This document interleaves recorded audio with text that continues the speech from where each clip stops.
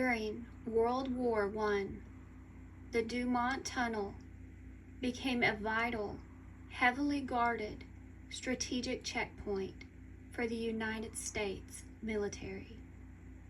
Because the tunnel served as a literal gateway for the Louisville and Nashville L&N Railroad's North Fork extension, it was the primary funnel for extracting millions of tons of high-grade Appalachian coal, essential for powering wartime factories, manufacturing steel, and fueling military naval fleets.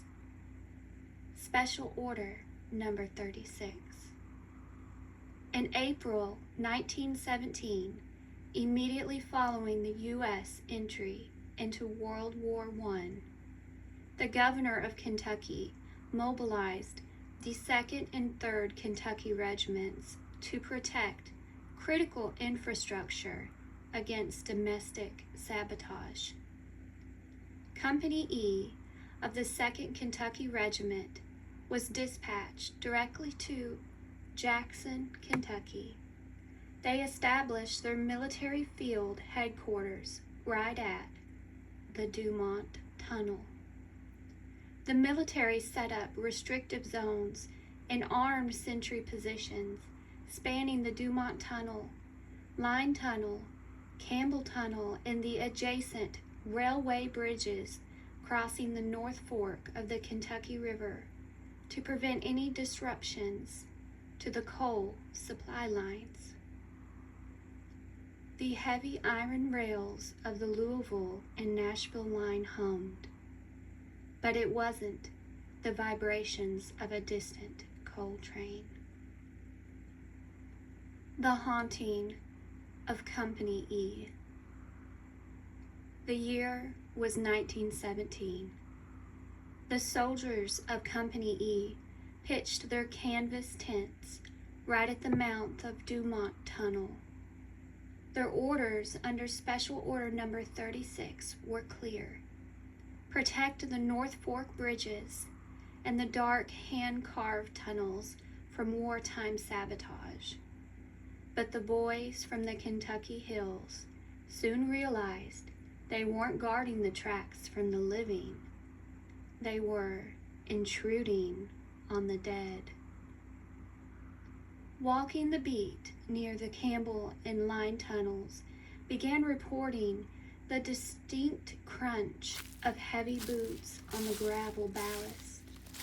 When they called out into the fog, the footsteps would stop exactly 3 paces away, leaving nothing but an icy draft. Decades earlier, state convicts had been worked to death digging these very passes through the mountain. On moonless nights, soldiers swore they could hear the rhythmic clink, clink, clink of iron picks striking the rock face deep inside the Dumont Tunnel, long after the work crews had gone. The Army had strung temporary communication wires through the blackness to link the guard post. Every night, precisely at 10:03 p.m., the field phones would ring.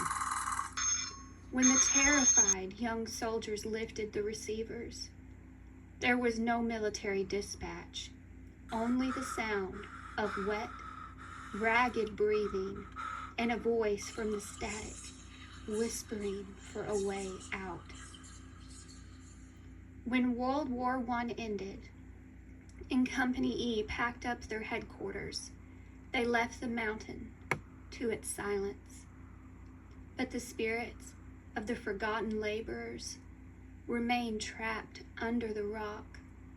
Today, local legend says, if you stand near the abandoned tracks between 10:03 p.m.